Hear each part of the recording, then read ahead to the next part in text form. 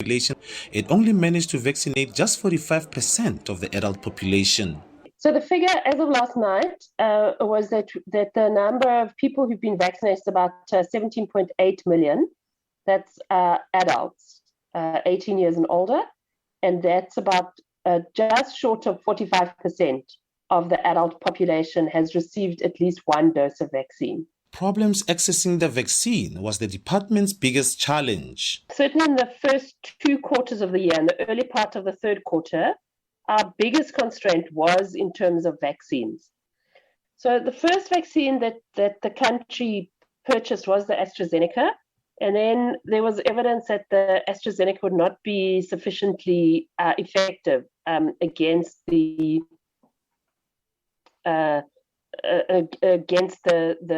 strain, the dominant strain at that part.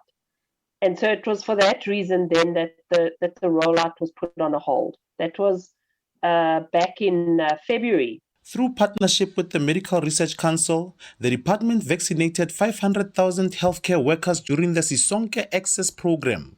The healthcare workers were followed by the elderly, whose numbers seemed promising. We have vaccinated more than 65% of people 60 years and older, who are most vulnerable population. So that again is an achievement, but it does mean that 35% of those people still remain vulnerable. Towards the end of the year, numbers of vaccination administered began to drop. This despite the Vuma vaccine programs and incentives by government. Then the rollout started on the 17th of June. There were some delays in getting the J&J vaccine. So we started with Pfizer vaccine, and the numbers were small initially. And that was related to the fact that we still didn't have enough vaccines. We had vaccines, but not in sufficient volumes. And it took some time to ramp up our ability to administer those vaccines.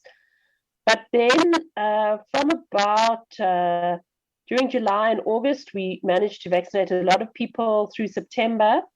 But then subsequently in October, November, December, we saw the numbers falling. But the numbers were falling because of people not coming forward to be vaccinated. The department says accessibility to vaccination sites remains an issue. Offenses Timo, SABC News, Pretoria.